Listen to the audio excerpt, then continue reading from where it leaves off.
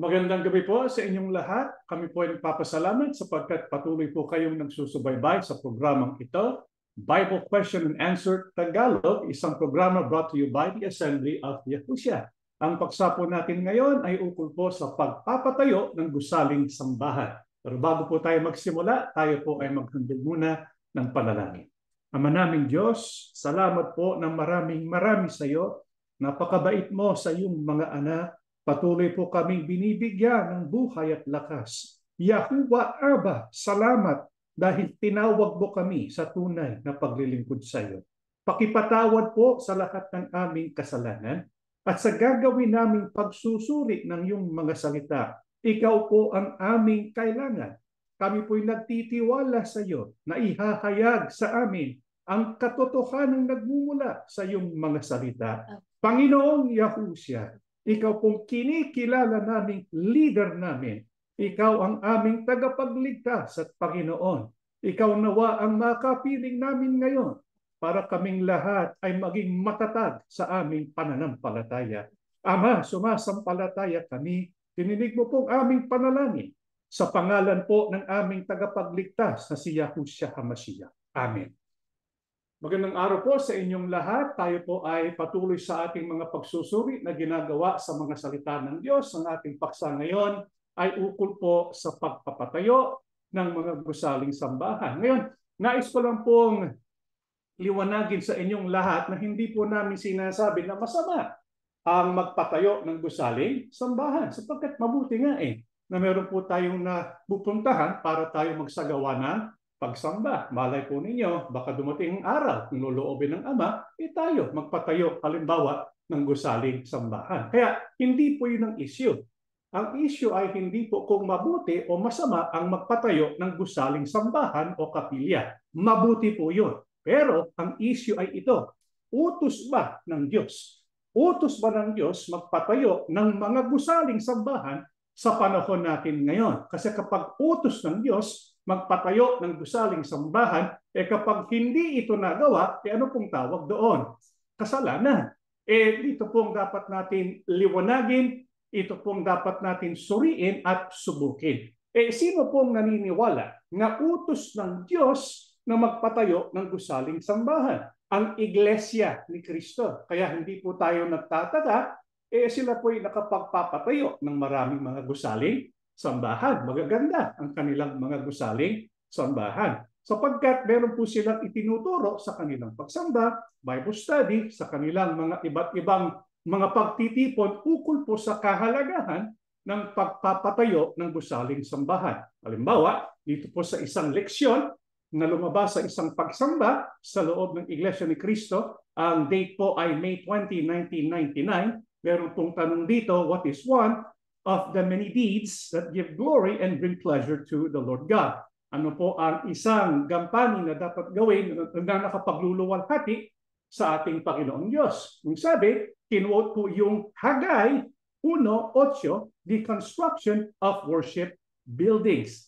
Sa makatwid ang konklusyon, pagkatapos basahin ang Hagay 1:8, it is God's command, utos po ng Diyos na magpatayo ng mga gusaling sambahan sapagkat ito ay nakaluluwalhati sa ating Diyos Ama. Sa makatwid, talagang utos ng Diyos ayon po sa Iglesia ni Cristo yung pagpapatayo ng gusaling sambahan. Ito ngayon ang ating susuriin. Ano pong katunayan?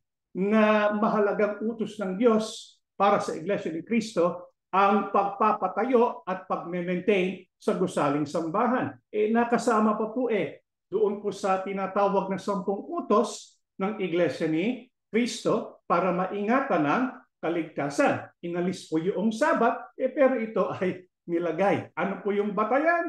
Yung nakikita po ninyo, nandun po uli yung Hagay 1:3 hanggang 11. Sa makatwid, yung isang proof text ng Iglesia ni Cristo para maituro na utos ng Diyos ang pagpapatayo ng gusaling sambahan ay ang nakasulat po sa Hagay chapter 1. Hagay chapter 1 and the verse is 8. Ano po ba ang nilalaman ng Hagay 1:8? At paano ito ginagamit ng Iglesia ni Cristo? Paano po hinahanay yung mga talatang ito para po lumabas na utos ng Diyos na sa panahon natin ngayon ay magtayo ng gusaling sambahan? Dito po sa isang programa ng Iglesia ni Cristo sa YouTube, Iglesia ni Cristo Evangelical Mission, meron pong isang Reconnect program. Ang paksa po ay ang kahalagahan ng gusaling sambahan at paglingap sa mamamayan. Ito po ay isang programa ng Iglesia ni Cristo.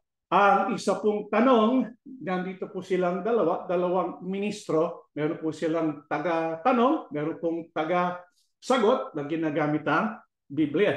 Ang tanong po ng isang ministro, kapatid na Leo, sino po ba ang nag-utos sa bayan ng Panginoon Diyos na magtayo sila ng templo? Babasahin po ngayon ang nakasulat sa Hagay 1:8. Ito pong nakasulat sa Hagay 1:8. Magsiahon kayo sa bundok at magdala ng kahoy at magtayo kayo ng bahay at aking kalulugdan at ako'y luluwalhati, sabi ng Panginoon. Yan pong nilalaman ng Hagay 1, ang talata ay 8. Meron po bang mali sa Hagay 1:8? Wala pong mali. Subalit, ang mali ay ang maling pag-unawa sa talatang ito at ang maling paggamit at aplikasyon sa talatang ito. Ano po bang nakasulat sa Hagay 1, ang talatay 8? Nakasulat nga doon, magtayo kayo ng bahay. Yan po ay maliwanag na mababasa natin sa Hagay 1:8. Subalit, ano pong dapat natin maunawaan ukol po sa Hagay 1:8? Dapat maunawaan natin yung buong konteksto ng Hagay 1:8. Hindi po ba itong ating natututunan kapag sinusuri natin ang paghahanay ng mga talata na ginagawa ng Iglesia ni Cristo? Natututo tayong alamin yung konteksto ng talata. Sapagkat kapag ginagamit ang isang talata ng Biblia, pero hindi alinsunod sa konteksto ng Biblia, yun po ay pag-twist. Yun po ay hindi tamang paraan ng pag-unawa sa nakasulat sa Biblia. Kaya dito, porque nakasulat nga, magtayo tayo ng bahay at aking kalulugdan, hindi ibig sabihin utos ito para sa atin ngayon na magtayo ng gusaling sambahan. Anong katunayan? Yung pong salitang magtayo sa English ay build. Yung salitang build mula sa Hebreo ay ang salitang bana. Ang ibig sabihin nun, pwedeng build, pwede ding rebuild, build again, repair. Sa makatwid, yung salitang build me a temple, magsigawa ka o gawa ka ng templo, nanguhulugan po, doon po sa Hebreo 1:8, ay inyong itayo muli. Hindi magtayo ng panibagong templo, kundi itayo muli yung dating nakatayong templo. Kaya nga po sa Hagay 1:8, sa ibang salin ng Biblia, itong nakasulat. Ngayon, umakyat kayo sa bundok at kumuha ng mga kahoy at itayo ninyong muli ang templo. Sa ganitong paraan, masisiyahan ako at mapaparangalan. Ako ang Panginoon ang nagsasabi nito. Kaya dito po sa salin ng Hagay 1:8, maliwanag yung pinagagawa sa Israel.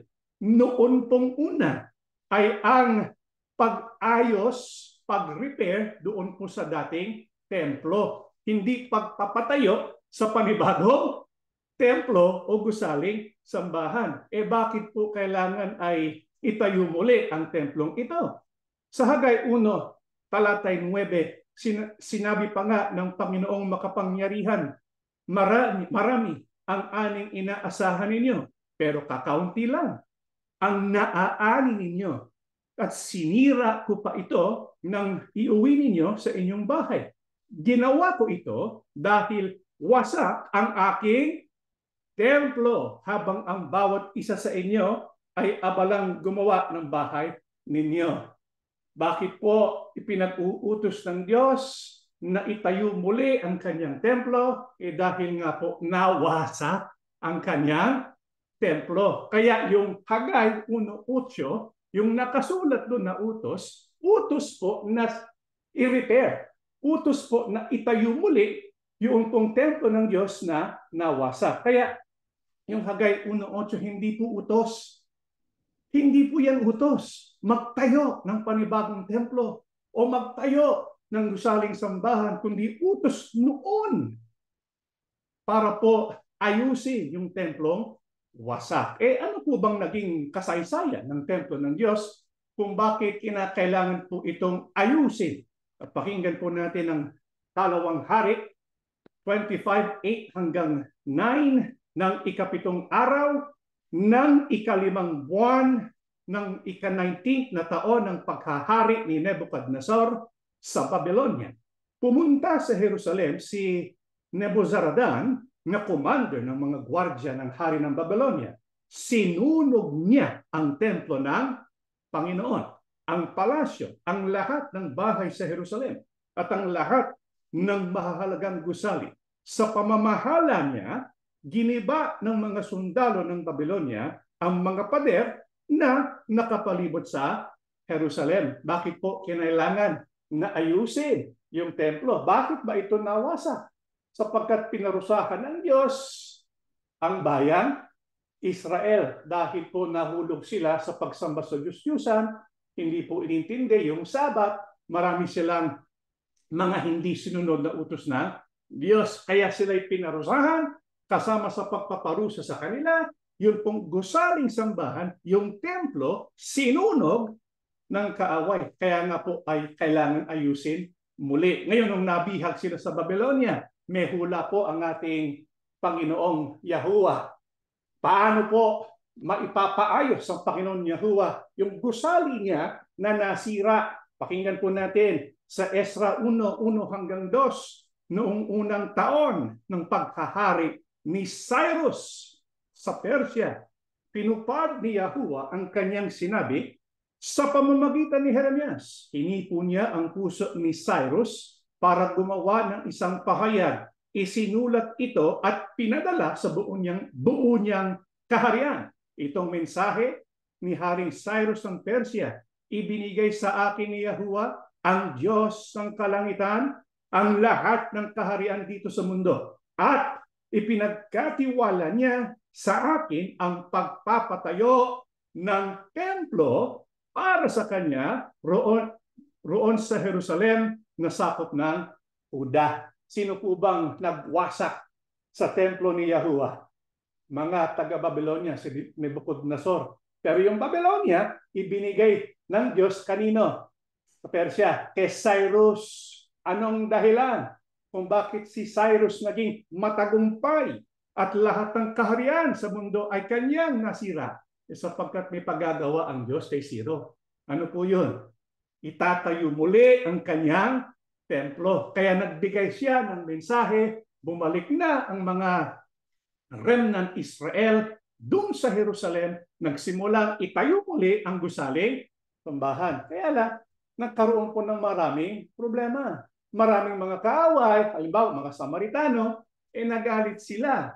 Pinipigilan nila yung pagpapatayo ng gusaling sambahan. Kaya hindi po agad na itayo yung gusaling sambahan. Hindi po agad na itayo muli o naayos muli yung templo. Kaya nga po nagsugo si Yahuwah ng isang propetang pangalan po niya ay Hagay. Ano pong mensahe niya? Noong ika-21 na ikapitong buwan ng taong ding yun, muling nagsalita si Yahuwah sa pamamagitan ni Propeta Hagay upang ipaabot ang mensaheng ito kay Zerubabel na gobernador ng Huda at kay Josue na pinakapunong saserdote, gayon din sa buong sambahayan. Sino sa inyo ang nakakaalala sa maringal na kaningningan ng naunang templo? Maihahambing ba ninyo ang kagandahan noon sa itsura ng templong ito ngayon?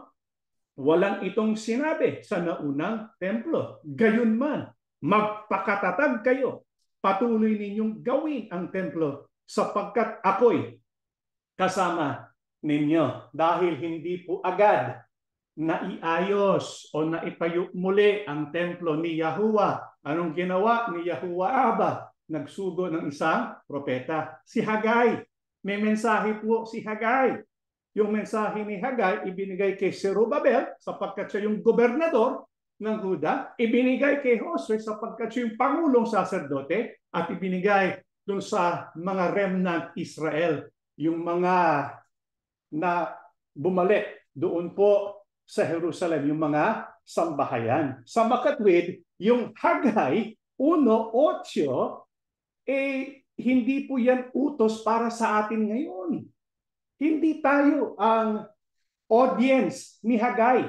Hindi po tayo ang kausap ni Hagay. Hindi pinag-uutos ng Diyos sa Hagay 1:8 ang pagtatayo ng mga gusaling sambahan ngayon, kundi utos ito para kay Zerubabel, kay Josue at sa mga sambahayan noon ng Israel para itayo nila muli yung templo na dating nakatayo doon pero na wasak. Kaya hindi po pwedeng gamiting patayan ang Hagay 1:8. Pero ano pang ginagamit na argumento ng Iglesia ni Cristo para maituro nila na utos ng Diyos sa panahon natin ngayon magpatayo ng mga gusaling sambahan? Pakinggan po natin, balikan natin yung kanilang programa, Reconnect. Paano pa po pinatunayan ng Panginoon Diyos na mahalaga sa Kanya yung templo na pinatayo sa Kanya ng Kanyang bayan? Ito pong sagot, Kalawang Kronika 7:16, hinirang ko at itinalaga ang bahay na ito upang mamalagi rito ang aking pangalan. Pangangalagaan ko at pakamamahalin ang pook na ito magpakailanman. Tuloy po ang basa, hinirang ko at itinalaga ang bahay na ito upang mamalagi rito ang aking pangalan, pangangalagaan ko at pakamamahalin ang pook na ito magpakailanman. Tapos meron po siyang paliwanag, ito po mga kaibigan, ang damdamin ng Panginoon Diyos sa templo na pinatayo sa Kanya ng Kanyang bayan. Ang sabi po niya ay, kinwote niya po yung whole passage, hinirang ko at tinalaga ang bahay na ito upang mamalagi rito ang aking pangalan. Sa makatwid, isang dahilan kung bakit daw kailangan magpatayo ng gusaling sambahan sapagkat doon daw tumatahan ang pangalan ng Diyos. Pero kung tatanungin naman natin sila, ano ba yung pangalan ng Diyos? Ang sasabihin nila, Panginoon. Pero alam natin lahat, hindi po yun ang pangalan ng Diyos. Pero ano pa daw ang tumatahan doon po sa gusaling sambahan? Balikan po natin yung ministrong nagtatanong, bukod po sa pangalan ng Panginoon Diyos, ano pa po ang tumatahan sa templo ng Panginoon Diyos? Tapos bumalik po sa Ikalawang Kronika 7:15, ngayon ang aking mga mata ay didilat at ang aking pakinig ay makikinig sa dalangin na gagawin sa dakong ito. Sapagkat ngayon ay aking pinili at itinalaga ang bahay na ito upang ang aking pangalan ay dumuon magpakailanman at ang aking mga mata at ang aking puso ay doroong palagi. Kaya ito po yung talata na binasa. Ang layunin kung bakit po binasa ang mga talatang ito ay para po makumbinsi tayo na mahalagang magpatayo ng gusaling sambahan sapagkat kapag nagtayo tayo ng gusaling sambahan, nandoon ang kanyang pangalan, nandoon ang kanyang mata, kanyang pakinig, ang kanyang puso. Kaya pagkatapos na basahin ang talatang ito, ang sabi po ng ministro, napansin natin, kapatid na Romel at mga kaibigan, doon po sa templo, tumatahan ang kanyang pangalan, ang kanyang mata, pakinig, at puso. Hindi lang yun. Nagtanong po uli yung, ito yata si kapatid na Romel, sa aklat po ng awit 26:8 ay maging ang kaluwalhatian po ng Panginoon Diyos ay nananahan din po sa kanyang templo. Sa makatwid, maraming kagandahan, maraming mga magandang katangian ang templo, di ba? Sapagkat nandoon tumatahan ang kaluwalhatian ng Diyos, nandoon tumatahan ang kanyang puso, ang kanyang mga mata, ang kanyang pangalan, ang kanyang kaluwalhatian. Ngayon, itong mahalagang tanong. At ito sana ay naisip din po natin. Ito yung tanong, anong templo ang tinutukoy ng Biblia na tinatahanan ng pangalan, mata, pakinig, puso at kaluwalhatian ng Diyos? Aling templo po yun? Mga kapatid, aling templo? Kaya niyo po bang sagutin yan? Yung po bang tinatayong mga templo ngayon? Yung po bang tinatayong gusaling sambahan ngayon? Aling templo? Ayon po sa binasa niya, ang gusali na doon tinatahanan ng kaluwalhatian at pangalan ng Diyos. Balikan po natin sa 2 Kronika. Ang sabi po rito, ang dakong ito. Alin yung dakong ito? Yung kanyang pinili at itinalaga para sa kanyang sarili. Hindi po ito templo na gagawin sa panahon natin ngayon. Kundi ang tinutukoy doon po sa 2 Kronika ay yung templo na tinalaga noon. Hindi iba pa ang templo, kundi yung templong tinalaga noon. Alin po ba yun? Pakinggan po natin. Sa 2 Kronika, sa 7-9, binalak ni David na aking ama na ipagtayo ng templo si Yahuwah, ang Diyos ng Israel, upang doon siya sambahin. Ngunit sinabi sa kanya ni Yahuwah, mabuti ang binabalak mong magtayo ng isang templo para sa akin. Subalit, hindi ikaw ang magtatayo niyon, kundi ang isa sa magiging anak mo. Nako, kung titingnan po natin, ang ukol po sa pagpapatayo ng templo, hindi pala kung sino lang ang magtatayo nun. Si David, nagbalak magtayo, di ba? Pero sabi ni Yahuwah sa kanya, maganda yung balak mo pero hindi ikaw magtatayo. Sino magtatayo? Yung anak mo ang magtatayo. Kaya nga sino pong nagtayo ng gusaling sambahan o ng templo na inihandog ng Diyos, na sinabi ng Diyos na doon ang aking pangalan, doon tumatahan ang aking kaluwalhatian, ang aking puso, ang aking mata, ang aking mga tainga. Aling templo yon? Yung ginawa ni Salomon. Yung pong templo na inihandog ni Solomon. Kaya sa panahon ng bayang Israel, kapag sila po'y sasamba, saan po sila pumupunta? Di ba sa templo? Bakit sa templo? Sapagkat yun ang piniling lugar sa panahon nila. Dati, yung sa kanilang paglalakbay, meron tinatawag na tabernakulo. Sa tabernakulo, anong dinadala po doon mga kapatid? Doon po sa tabernakulo. Yung mga handog na susuguin. Kasi noon, bago ka makalapit sa Ama, kailangan meron kang sacrifice, birth offering. Doon po yun sinusunog sa tabernakulo. Kaya para ang tao ng Diyos makasamba, siya makalapit sa Ama, dapat meron siyang dalang handog. Pero hindi kung saan susunugin yun, kundi sa lugar na pinili ng Diyos. Ano yung lugar na pinili ng Diyos? Kung nasaan yung tabernakulo. Yung tabernakulo, parang mobile temple yun eh. Tent, kaya hindi perme yung kanyang kinalalagyan. Pero nung naitayo na ang gusaling sambahan o ang templo ng Diyos, naging pirmi na. Saan po napunta yun? Jerusalem. Kaya kapag sila sasamba, halimbawa, panahon ng feast, saan po sila pumupunta? Sa Jerusalem. Doon po kasi yung templo, nandoon po kasi yung mga saserdote, yung pangulong saserdote, nandoon po kasi yung dambana para sila makapaghandog ng mga handog na susunugin. Nasa Jerusalem po yun. Kaya nung panahon ng hari, ang naging unang hari si Saul, David, Solomon.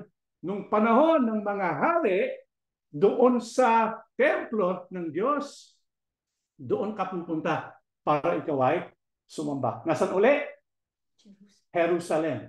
Ibig sabihin ba sa panahon nila noon, pwede kang magtayo ng isa pang templo? Hindi pwede yun. Ang sinabi nga ng Diyos, si Solomon magtatayo, tapos magtatayo ka ng iba. Pero anong nangyari? Sa kaharian ng Diyos sa panahon ni Solomon. Alam natin, si Solomon, maraming kasalanan. Dahil po sa kanyang pagkakasala, pinarusahan siya ng Diyos. Kaya pagkamatay niya, ano nangyari sa Israel? Nahati. Nagkaroon ng Israel, yung po sa north, tapos sa karoon ng Huda, yung po sa south. Kaya sino pong naging hari doon po sa Israel, sa north? Jeroboam. Sino po yung hari doon po sa south? Rehoboam. Yung sa north, sa Israel, Jeroboam. Sa south, doon po sa Judah, Rehoboam. Medyo, they sound the same. Hindi ko alam kung mukhang magkapatid eh. Pati itsura, magkamukha eh. Pero, ano ang advantage ni Rehoboam? Ang advantage po kasi ni Jeroboam, nasa kanya yung karamihan ng mga tribes. Mas malaki. Anong advantage ni Rehoboam? Tingnan niyo po yung mapa. Anong advantage ni Rehoboam? Saan? Nasaan yung Jerusalem? Nasaan ang templo? Yung templo, nandun po sa sakop ni Rehoboam. Kaya naging problema ito eh. Ni Jeroboam. Ano yung naging problema ni Jeroboam na kanyang inisip? Pakinggan po natin ang unang hari, 12, 26-27, sinabi niya sa kanyang sarili, baka maibalik ang kaharian sa angkan ni David kung magpapatuloy ang mga tao sa pagpunta sa Jerusalem para maghandog doon sa templo ni Yahuwah. Maaaring mahulog muli ang kanilang loob kay Haring Rehoboam ng Huda. At kung mangyari yun, papatayin nila ako at babalik sila kay Rehoboam. Nakita niyo po yung malaking problema ni Jeroboam. Nasaan yung templo? Nasa Jerusalem. Kaya mapipilitan ang mga tao na sakop po ni Jeroboam na bumalik doon po sa Jerusalem. Pagkat doon po sila ay nagsasagawa ng pagsamba. Bakit nandun po ang templo? Yung templo na sinabihan ng Diyos, ito ay tanging templo sapagkat nandyan ang aking pangalan. Hindi po yung pwedeng sabihin sa lahat ng iba pang gusali, kundi doon lamang. Kaya hindi mo pwedeng sabihin, magpapatayo ako ng gusaling sambahan ngayon, kaya dito sa aking tinayong gusaling sambahan ngayon, nandito ang mata ng Diyos, nandito ang puso ng Diyos. Hindi. Yun ay para sa tinayo ni Solomon.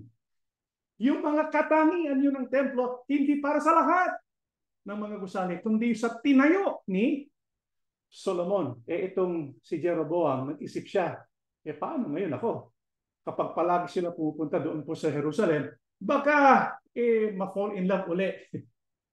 Doon po kay Rehoboam, bumalik sila. Di ba? Kaya anong naisip ng paraan? Ito po. Kaya pagkatapos na payuhan si Jeroboam tungkol dito, nagpagawa siya ng 2 gintong baka.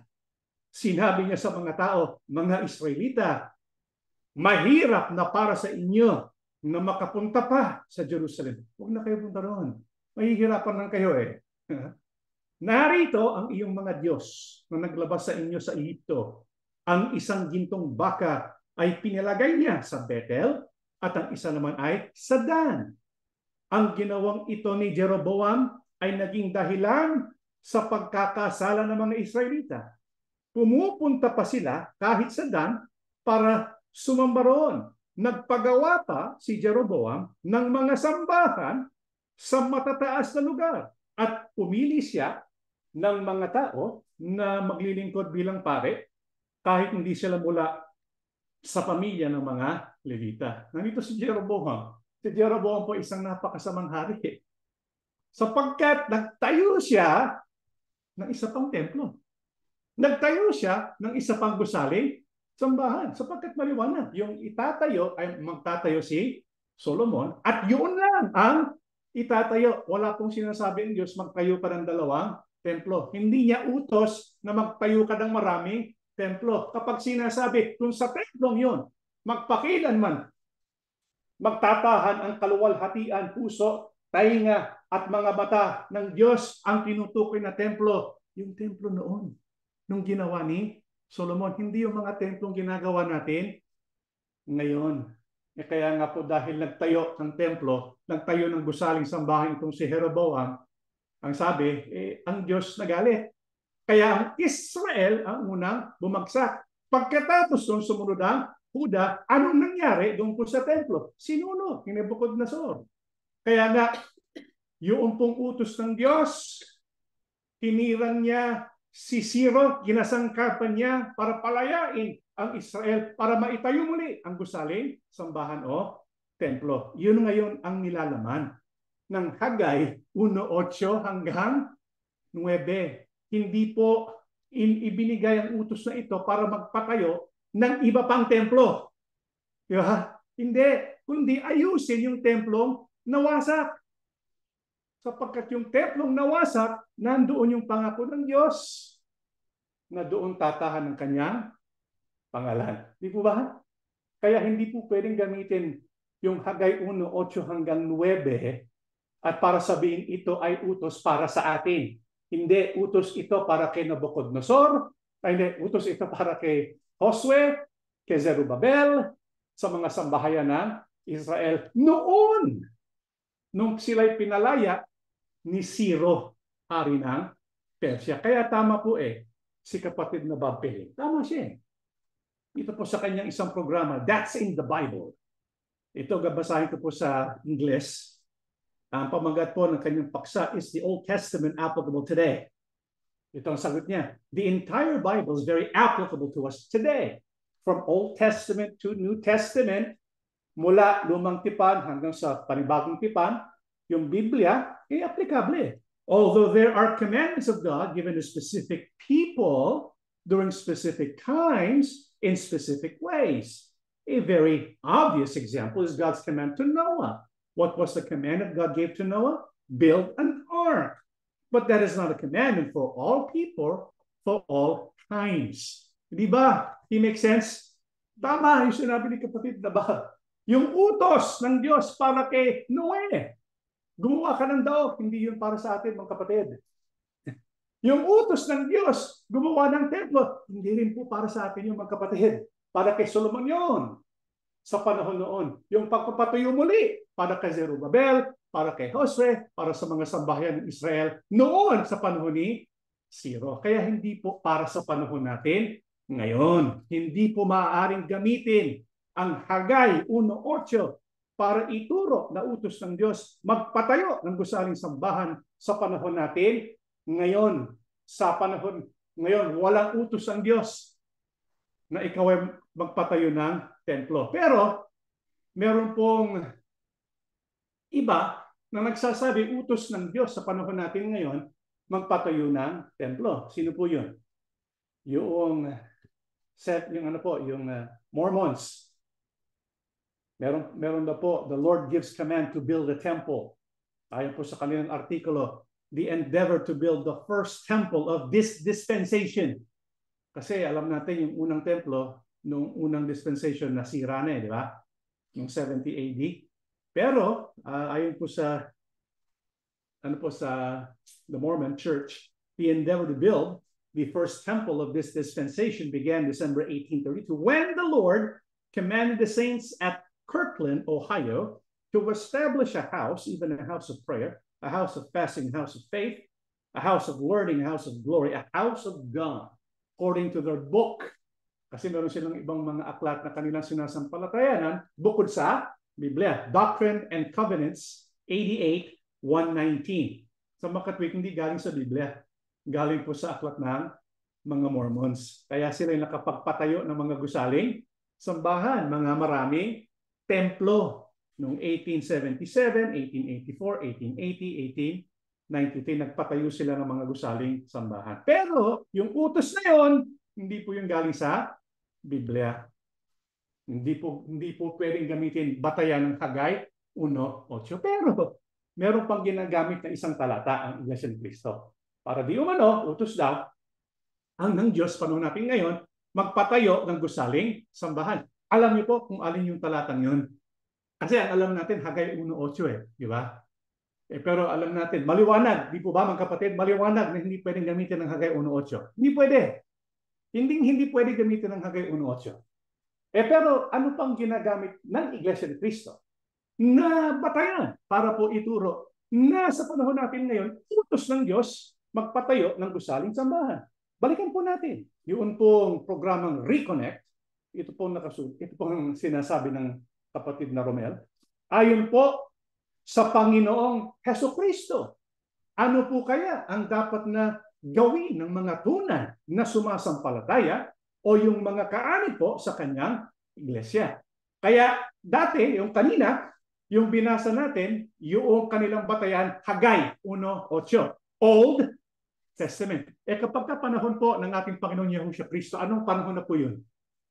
New Testament, panahon Kristiyano, panahon natin ngayon. Kaya kung meron po silang mailalabas, na galing po sa Panginoon Yahushua, na tayo ay dapat magpatayo ng gusaling sambahan, hindi tama sila.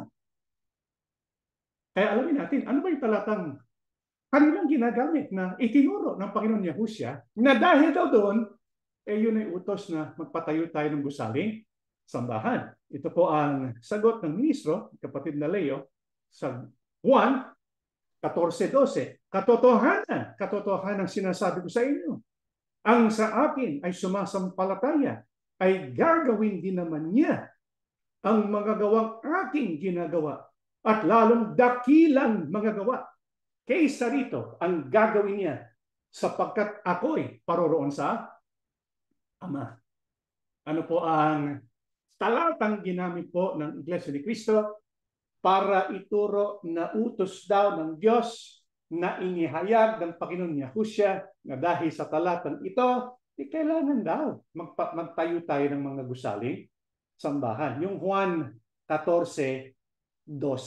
At ang kanilang binibigyang diin, yung sinabi ni Yahushua, sinabi ni Kristo, at lalong dakilang mga gawa.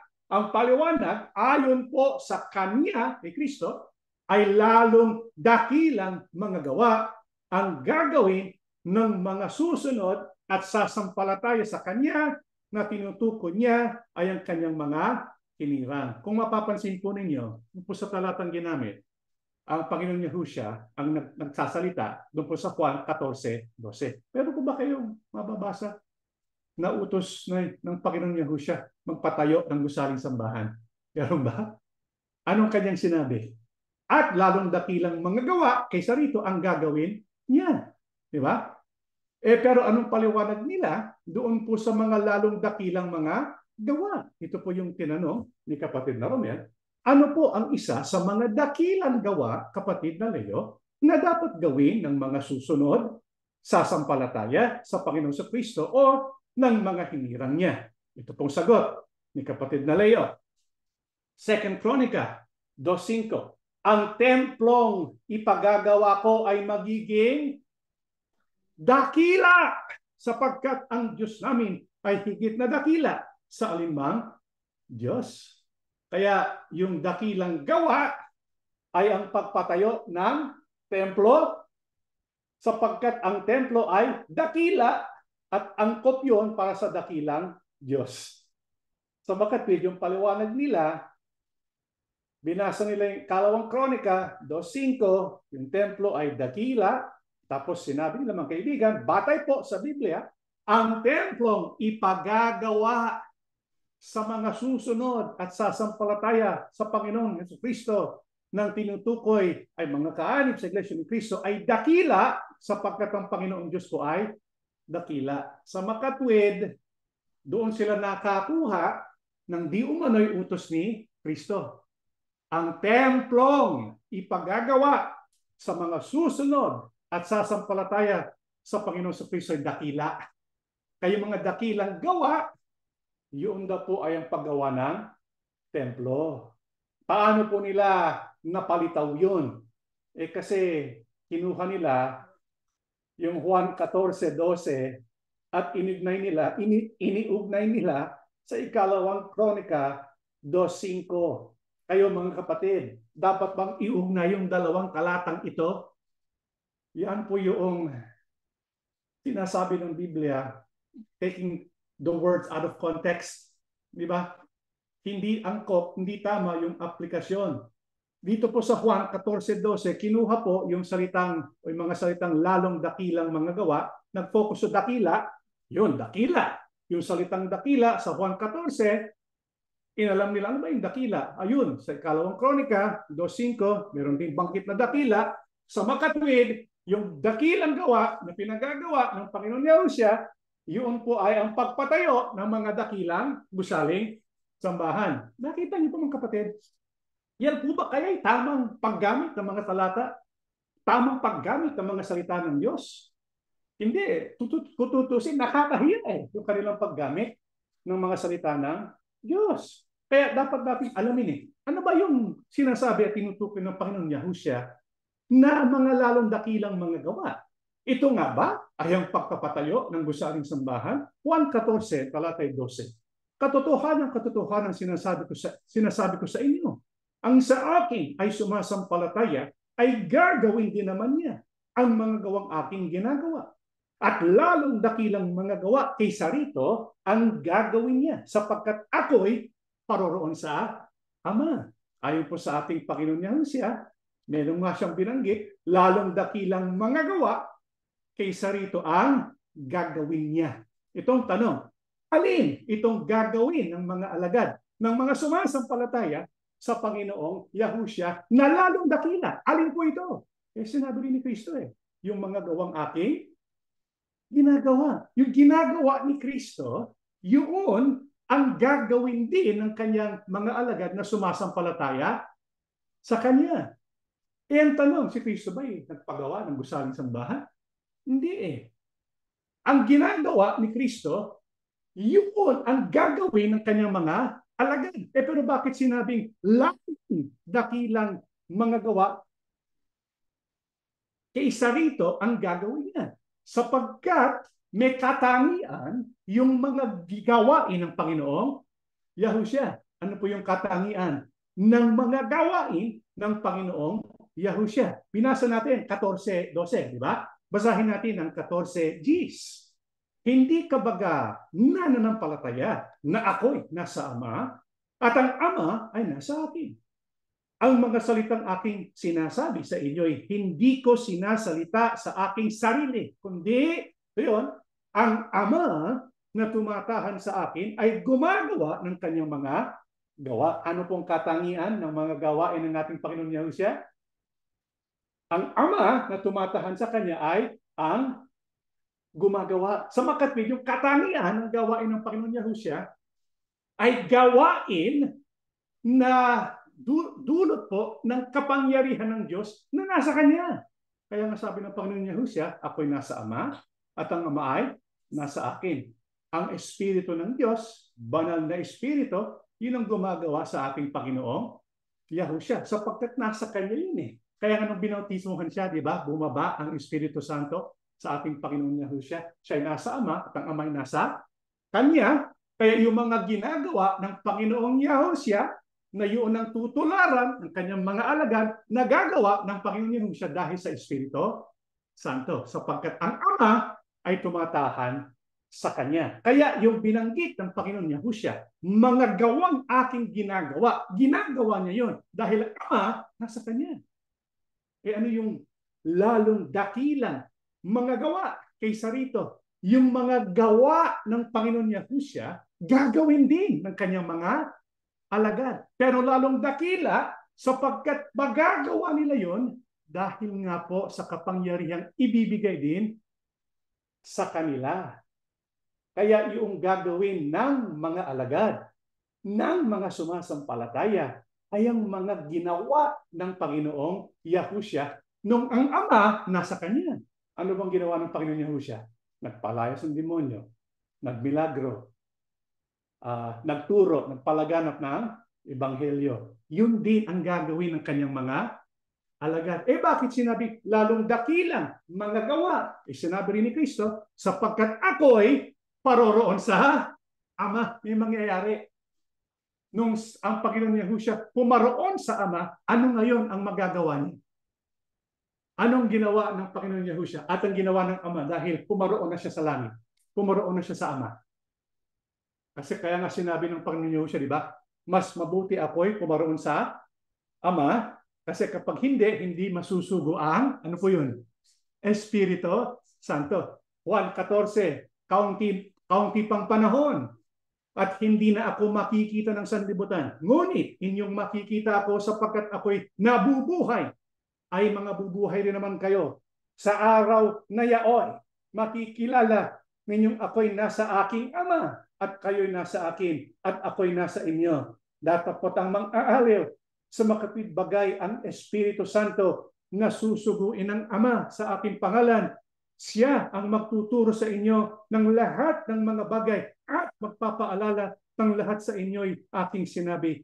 Ang kapayapaan ay iniiwan ko sa inyo. Ang aking kapayapaan ay ibinigay ko sa inyo. Hindi gaya ng ibinigay ng sanlibutan ang ibinibigay ko sa inyo. Huwag magulumihanan ang iyong puso ni matakot man. Ano po ang natupad nung pumaroon na sa langit ang Panginoon Yahushua at nakasama niyang Ama? Ayon po sa ating binasa, magkakaroon ng pagbabago kapag hindi na ako makikita. Kailan po nangyari yon? Nung umakyat siya sa langit. Nung umakyat siya sa langit, ano pong sinabi ng Panginoon Yahushua? Sa araw na yon, makikilala ninyong ako'y nasa aking Ama at kayo'y nasa akin at ako'y nasa inyo. Ano ba yung sinabi ni Kristo kanina? Yung aking mga gawa, nagagawa ko sapagkat sinong nasa akin? Ang Ama. Ngayon, sinasabi ni Kristo, ako'y nasa inyo. Paano yun? Isusugo ang Espiritu Santo. Anong dahilan kung bakit isusugo ang Espiritu Santo? Para magpatayo ng gusaling sambahan? Yun ba? Hindi. Bakit isusugo ang banal na Espiritu? Ang sabi po, magtuturo ito sa lahat ng bagay. Magpapaalala sa lahat ng inyo aking sinabi. Kaya nga, noong tinanggap ng mga apostol, tinanggap ng mga alagad, yung Espiritu Santo, anong kanilang ginawa? Nangaral sila. Dati takot sila eh. Ngayon, tinanggap nilang banal na Espiritu, hinamon sila o kaya binabalaan sila ng mga Hudyo, wag na kayong magtuturo muli. Pero anong kanilang ginawa? Dahil sa tapang nila, dapat namin sundin ng Diyos, hindi ang tao. Ginupi sila, binalanggo sila. Pero hindi pa rin sila sumuko. Nung sila pinakawalan, anong ginawa nila? Nagturo ng mga salita ng Diyos. Yun yung lalong dakilang gawa. Sapagkat nung nandito sa lupang Panginoon Yahushua, ilan po ba ang nakumberte? Ilan nakumberte? E nung sa panahon ng binanggit lang, mayroong mga 500 na nagpakita, di ba? Konti lang. Pero noong mga alagad, nung sila'y binigyan ng Espiritu Santo, anong kanilang nagawa? Yung mga dakilang gawa. Alin yun? Yung ginagawa ni Kristo. Alin yun? Yung pagpapalaganap ng mga salita ng Diyos. Yun po ba'y natupad ng mga apostol? Opo. Yung pagpapatayo ng gusaling sambahan, yun ba natupad ng mga apostol? Hindi po. Kaya yung tinutukoy na lalong dakilang gawa ay ang gawang pagtuturo ng Ebanghelyo sa kapangyarihan ng Espiritu Santo. Kasi yung mga gawang ginagawa ni Kristo, yun ang gagawin nila. Pero dakilang gawa ang kanilang gagawin sapagkat marami silang magiging bunga. Bakit? Sapagkat pag-akyat na lang sa langit ng Panginoong Yahushua, ano yung bumabaha?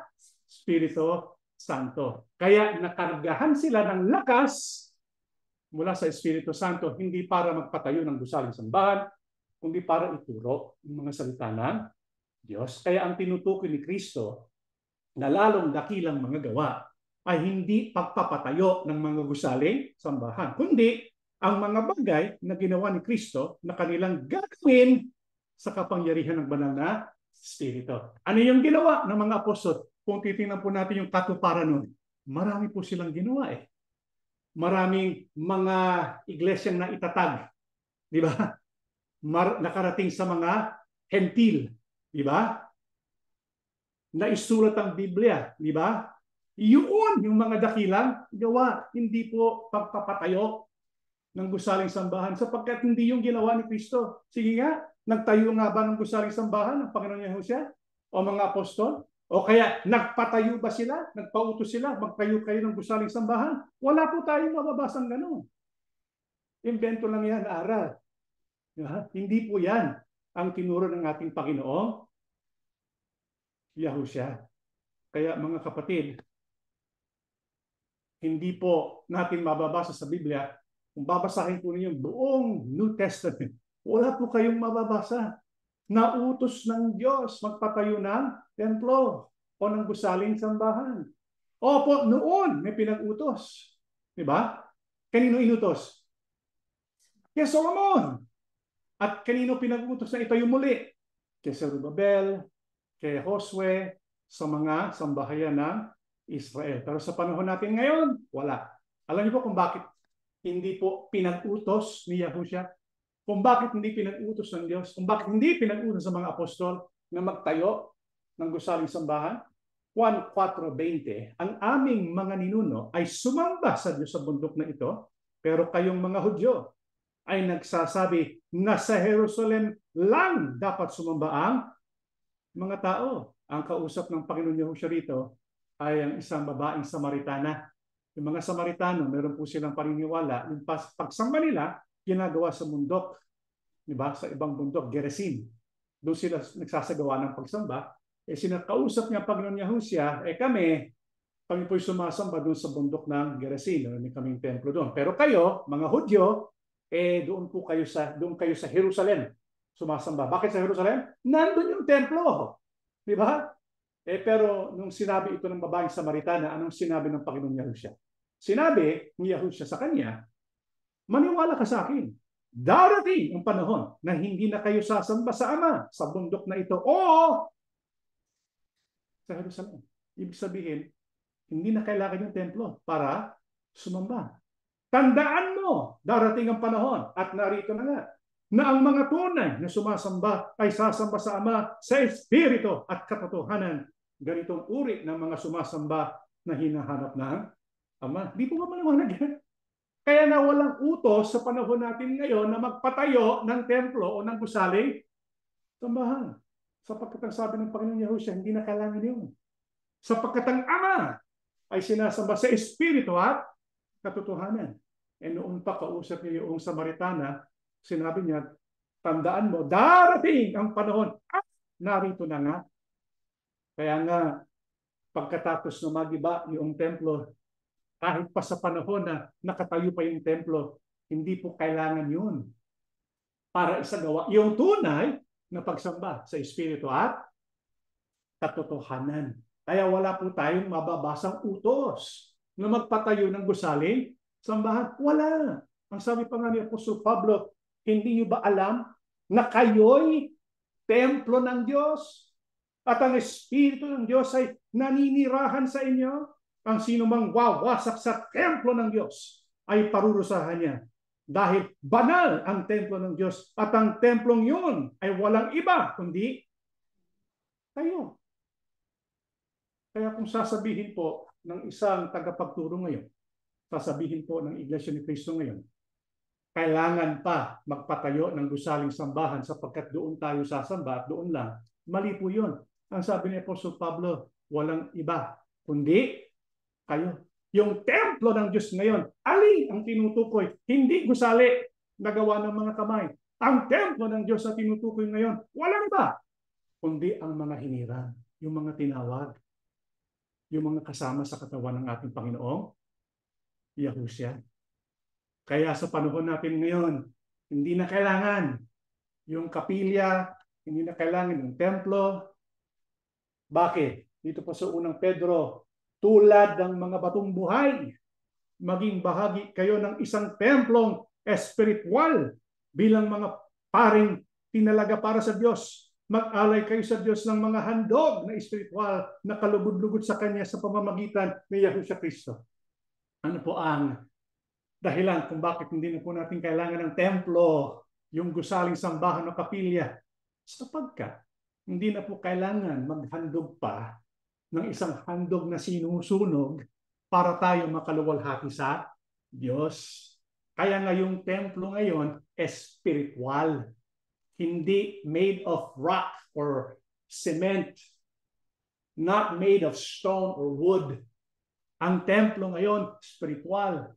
Alin ang templo? Mga tao. Bakit sila'y tinulad sa templo? Sapagkat ang kanilang iniaalay sa Diyos, hindi na po handog na susunugin, kundi spiritual na handog. Yun po ang ating ginagawang pagsamba. Hindi na kailangan sa loob ng anumang kapilya. Pero, hindi ibig sabihin na masama magkaroon ng kapilya. Panahon noon, panahon ng Panginoon Yahushua, saan ba sila sumasamba noon?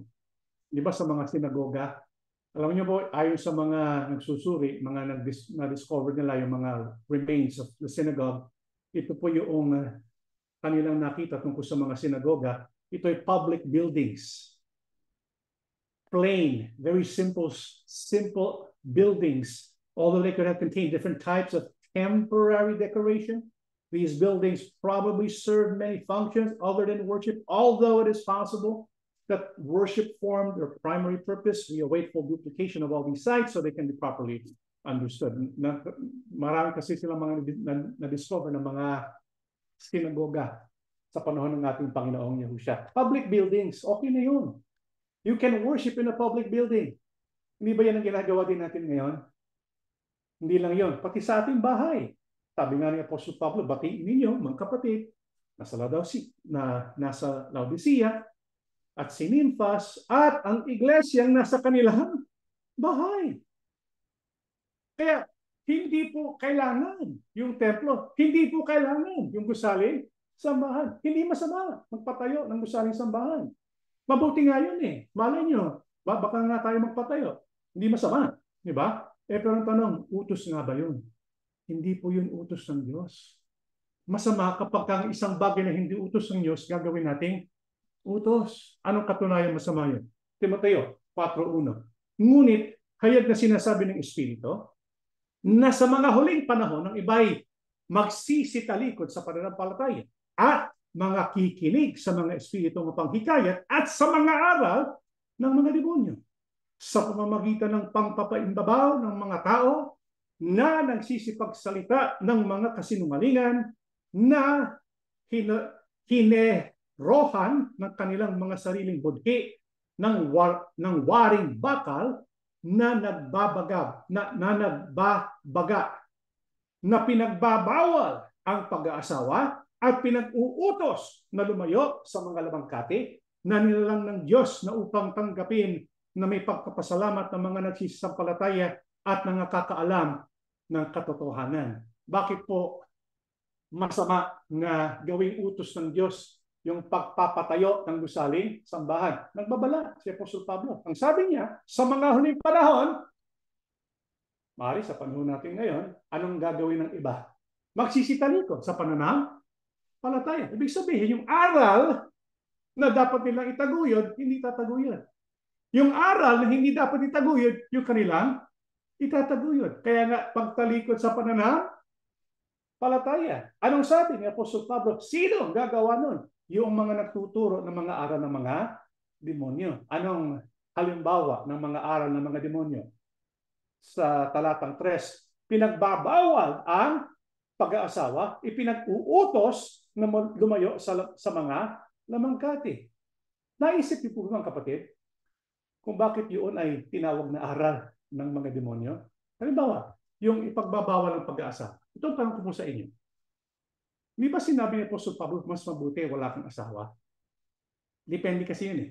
Merong mga sitwasyon na mas mabuti para sa kanya na huwag na lang mag-asawa. Kaysa mag-asawa, pero hindi niya ba magagampanan yung tungkulin ng isang asawa. Kung hindi mo magagampanan yung isang tungkulin bilang asawa, huwag ka na lang mag-asawa. Diba? Mas mabuti huwag ka mag-asawa. Masama ba na ang tao sabihin niya, ayoko mag-asawa sapagkat hindi ko kaya? Masama ba yun? Hindi. Mabuti nga yun eh. Pero anong masama? Kapag ka ipagbabawal mo ang pag-aasawa. Yun ang masama. Ito po, pinag-uutos na lumayo sa mga lamangkati o karne. Mga kapatid, kung tutuusin, that's a good dietary practice, di ba? Kung halimbawa, magiging vegetarian ka, hindi ba mabuti yun sa tao? Si Daniel nga, di ba, naging vegetarian? Kung iiwas ka sa karne, iiwas ka sa baboy, iiwas ka sa iba't ibang lamangkate, hindi ba mabuti yung para sa puso mo, para sa dieta mo, para sa kalusugan mo? Yeah. Masama ba, mga kapatid? Masama ba kumain ng lamangkate? O masama bang huwag kumain ng lamangkate o karne? Masama ba yun? Hindi po. Anong masama? Kapag ka ito'y pinag-utos. Ibig sabihin, kapag ka ang isang bagay hindi naman utos ng Diyos, pilit mong ginagawang utos ng Diyos, anong tawag doon? Aral ng diablo. Aral ng mga demonyo. Hindi nga utos pero ginagawa mong utos ng Diyos. Hindi po yun ang tama. Kaya po mga kapatid, walang masama magpatayo ng gusaling sambahan. Ang masama ay kapag gagawing utos ng Diyos ang pagpapatayo ng gusaling sambahan. Kaya mali yung konklusyon ng kapatid na ito, ang templong ipagagawa. Hindi pinagagawa ng Panginoon Yahushua magpatayo ng gusaling sambahan. Ano pa? Yung itinuro sa Haggai 8:1, it is God's command to build him a house. Hindi po yun pinagagawa sa atin. Yung Haggai 1:8, hindi yun para sa atin. Kaya mga kapatid, mabuting patayo ng kapilya. Pero hindi mabuti na ito gawing utos. Sana po nakita niyo yung pagkakaiba. Hindi masama umiwas sa lamangkate o karne, pero masama kapag ito'y pag-uutos mo. Hindi masama na huwag ka mag-asawa, pero masama kapag ito'y pag-uutos mo. Hindi masama gumawa o magtayo ng kapilya, gusaling sambahan, pero masama kapag sasabihin mo sa mga kapatid, utos to ng Diyos. Mabuti po magpatayo ng mga kapilya. Pero dapat maingat tayo. Bakit? Kasi yung pagpapatayo ng gusaling sambahan, kung hindi tayo maingat, baka yun pa ang maging Diyos-Diyosan. Pakinggan po ninyo, nakasulat ito sa Holly's Bible. The Imperial Church. Alin po yung tinutukoy dito na Imperial Church? The Catholic Church of the 4th and 5th centuries had become an entirely different institution from the persecuted church of the first 3 centuries. In its ambition to rule, it lost and forgot the spirit of Christ. Worship at first, very simple, was developed into elaborate, stately, imposing ceremonies, having all the outward splendor that had belonged to heathen temples. Ayon po sa nagsusuri ng kasaysayan ng Kristyanismo, napansin po nila noong sa simula, panahon ng mga apostol, ang naghahari ay ang Espiritu ng Panginoon Yahushua. Simple lang. Pero noong pinasukan na ng mga ganib na lobo, nagkaroon ng Imperial Church, nabuo ang Iglesia Katolika, ano ang nakita na transformation sa kanilang mga ginagawang pagsamba? Yung sabi po rito, yung emphasis, hindi na yung Espiritu ni Kristo. Yung emphasis, ano po? Yung outward splendor that belong to heathen temples. Ibig sabihin, kinuha yung style ng mga pagano. Kasi yung mga pagano noon, kapag nagpatayo ng gusaling sambahan, bonggang-bongga. Kaya nga, yung mga Katoliko, kapag nagpatayo ng gusaling sambahan, di ba? Bonggang-bongga. Tulad ng St. Peter's ba yun? Talagang malulula ka di ba? Kaya delikado po yun, mga kapatid. Baka doon mahulog yung devotion natin. Sa halip na parangalan ng Diyos, ang pinararangalan yung gusaling sambahan. Nangyari na ba ito? Opo, natutupad yan. Meron pa nga babala eh. Meron pa nga sinabi si Ezekiel dito po sa 16. At nangyari pagkatapos ng iyong buong kasamaan sa aba mo, sabi ni Yahuwah Diyos, na ikaw ay nagtayo para sa iyo ng isang matayog na dako. Ito ba tayo? Ano ba yung sabihin ng matayog? Mataas. Very maningning, di ba? High and mighty. Talagang nakakalula. Ang ganda. Ganda ng kapilyang yan. At gumawa ka para sa iyo ng mataas na dako sa bawat lansangan. Hindi lang nagpatayo ng mga matatayog na dako. Bawat lansangan pa. Itinayo mo ang iyong mataas na dako sa bawat bukana ng daan. At ginawa mong kasuklam-suklam ang iyong kagandahan. At ibinuka mo ang iyong mga paa at bawat nagdaraan. At pinarami mo ang iyong mga pakikiapid. Ang bintang dito ng Diyos, nagpatayo ng mga matatayog na dako, matataas na dako sa bawat lansangan. Sa proseso ng pagpapatayo na yon, nahulog sila sa maraming pakikiapid, sa maraming kasalanan. Kuminsan kasi kapag may project, di ba, pumapasok yung mga tukso, noon pa lang, binababalaan na tayo ng Panginoon Diyos, kalawang hari. Sapagkat kanyang tinayo uli ang mga mataas na dako na giniba ni Ezekias na kanyang ama. At kanyang pinagtayo ng mga dambana si Baal. At gumawa ng Asera gaya ng ginawa ni Akab na hari sa Israel. At sumamba sa lahat ng natatanaw sa langit at naglilingkod sa kanila. Babala. Ito isa sa mga masamang hari. Yung po si Manase. Yung ginawa ng kanyang tatay, si Ezekias, binaligtad niya. Yung meron siyang tinatag na mga tinatawag na Asera pose. I don't know kung alam po ninyo yung Asera pose na binabanggit. Yun po ay tumutukoy sa pagsamba kay Asera. Yung Asera pose, matataas na parang steeple, yung matataas na tower, parang tore, na ginagawa nila patungkol sa pagsamba sa Asera. Ang sumasagisag nun ay male pride. Siguro alam nyo kung bakit sumasagisag din sa male pride. Yung mga Asherah post. Minsan, yun ang pinaparangalan Kapag ka nagpapatayo ka ng magagandang gusaling sambahan, nandoon po yung panganib na yung pinaparangalan mo na, yung kaluwalhatian ng templo o gusaling sambahan na ginawa mo, ang katumbas nun, ano po yun? Idolatry. Kasi alam natin yung idolatry, gagawa ka ng imahen. Gagawa ka ng golden calf. Imahen, di ba? Pero paano kapag gagawa ka ng isang magandang gusaling sambahan, tapos yun na ang sinasamba mo? Bakit mo sinasamba namin yung sambahan? Sapagkat yung devotion mo dun yung pagpaparangal mo dun yung pagtatanyag mo dun Anong tawag dun? Pagsamba. Kapag ka meron pong rebulto, merong golden calf, meron pong imahen, kapag ka binibigyan mo ng devotion yun, anong tawag doon? Idolatry. Hindi ba ganun ninyo? Nagpatayo ka ng mga magagandang gusaling sambahan? Ito po, Asherah po, nakita ninyo? Yung bakit ito ay symbolika sa male pride, sa phallic symbol. Kaya makikita natin yan sa mga iba't ibang panig ng mundo. Ito'y sumasagisag sa kapangyarihan at kakayahan ng tao. Nagagawa ko itong toring ito. Sumasagisag ito sa kakayahan ng tao. Ang tao, sinasamba niya ang kanyang sarili. Doon mahuhulog. Kapag ang isang relihiyon talagang ginawa nilang pinakagawain daw ng Diyos, magpatayo ng mga gusaling sambahan.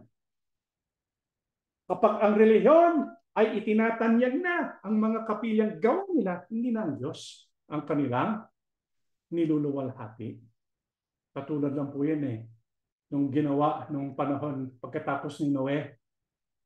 Anong ginawa ng tao? Ngayon, sinabi ng mga tao, magtayo tayo ng isang lungsod na may tore na aabot sa langit para maging tanyag tayo at hindi mangalat sa buong mundo. Kaya gumawa sila ng mga tisa at pinainitan nila ito ng mabuti para tumigas ng husto. Tisa ang ginamit nila sa halip na bato at aspalto ang ginamit nila bilang semento. Nagpatayo sila ng isang tore made of asphalt. Nagpatayo sila ng matataas na tore. Bakit? Sapagkat gusto nilang itanyag ang kanilang sarili. Kaya kung minsan kapag ang devotion ng tao nahulog dun sa kanyang nagawa, yung nakikita niya, hindi ba pinapalitan nila yung kaluwalhatian ng Diyos? Roma 1:23, tinalikuran nila ang kaluwalhatian ng Diyos na walang kamatayan. At ang sinamba nila ay mga larawan ng mga taong may kamatayan, ng mga ibon, mga hayop na lumalakad, at mga hayop na gumagapang. Tinalikuran nila ang katotohanan tungkol sa Diyos at pinalitan ng kasinungalingan. Sinamba nila at pinaglingkuran ang mga nilikha sa halip na ang lumikha na siyang dapat papurihan magpakilanman. Amen. Mga kapatid, kapag ginagamit ng tao na bilang pang-akit para pumasok sa kanilang relihiyon, yung mga gawa nilang mga gusaling sambahan, ang niluluwalhati nila, yung gawa nila, yung mga bagay na nilalang. Hindi po naluwalhati yung lumalang. Ang katumbas niyan, kapag ka pinipresenta yung mga larawan ng mga tao, larawan ng mga ibon, larawan ng mga hayop na lumalakad, wala kang pinipresentang mga larawan. Pero ang pinipresenta naman, magagandang matatayog ng mga gusaling sambahan. Hindi ba ganoon ninyo? Pinalitan yung kaluwalhatian ng Diyos para sa mga bagay na nilalang lamang. Hindi natin maaaring sabihin na yung gusaling sambahan, yun po ay dapat luwalhatiin. Bakit? Dito po sa gawa, gayon man, ang kataas-taasang Diyos ay hindi naninirahan sa mga bahay na ginawa ng tao. Sabi ng mga propeta, ang langit, ang aking trono, sabi ni Yahuwah, at ang lupa, ang aking tuntungan. Anong uri ng bahay ang itatayo ninyo para sa akin? O anong lugar ang pagpapahingahan ko? Hindi ba't ako ang gumawa ng lahat ng ito? Yung kaluwalhatian ng Diyos, hindi po dapat ipagpalit yun. Yung kaluwalhatian ng Diyos, hindi po yun hinahayag sa mga kapilya. Ang sabi nga ng Diyos, hindi ba't akong gumawa ng lahat ng ito? Yung langit, yun ang aking trono, yung lupa ang aking tungtungan. Bakit mo sinasabi, nandiyan, yung gawa ng kamay mo? Bakit natin pinapalitan ang kaluwalhatian ng Diyos? Mga kapatid, luwalhatian natin ng Diyos. Hindi sa paraan magtayo ng gusaling sambahan.